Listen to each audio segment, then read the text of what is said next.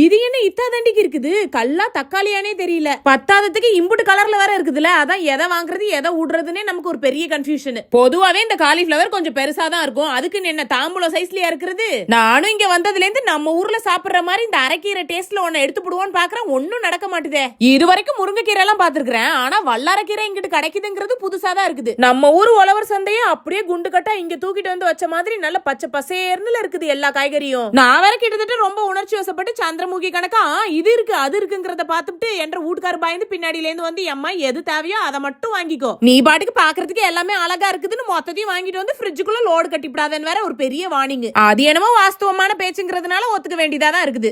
எல்லாத்தையும் தான் வாங்கிவிட்டோமே, கொஞ்சோண்டு இந்த கொசுருக்கு பச்சை மிளகாவை தேடி எடுத்துடுவோன்னு சொல்லி வாயை மூடல. அப்படியே அந்த ராக்கு பூரா தக தகன்னு ஜொலிக்குது. தக்குலியோண்டு மிளகாவே அம்மா காரமா இருக்கும், இதுல வேற கோஸ்ட் மிளகாவும். அட இதுதானே இப்படி இருக்குன்னு யோசிச்சா நமக்கு நல்லா பிடிச்ச கத்திரிக்காலையும் இப்படி தினுசு தினுசா இருந்ததுதான் பெரிய ட்விஸ்டே. தூக்கி அடிச்சா மண்டைய பொளந்துற மாட்டுக்கு அம்மா வீட்டு. ஆக மொத்தத்துல இதெல்லாம் வேடிக்கை பாக்குறதுக்கு நல்லதா இருக்குது. ஆனா தெரியாதத வாங்குறதை விட தெரிஞ்சதை வாங்குறதே நல்லது. நல்லா இருக்குமோ நல்லா இல்லையோங்கிற ஒரு கவலை இல்லாம இருக்கலாம். என்ற வீட்டுக்கார வேற ரொம்ப நேரமா நானே எல்லாத்தையும் வாங்கி முடிச்சிட்டேன்னு சொல்லுவேன்னு பாத்துக்கிட்டே தான் இருந்தாங்க. ஆனா அதுதான் நம்ம அகராதிலேயே கிடையாது.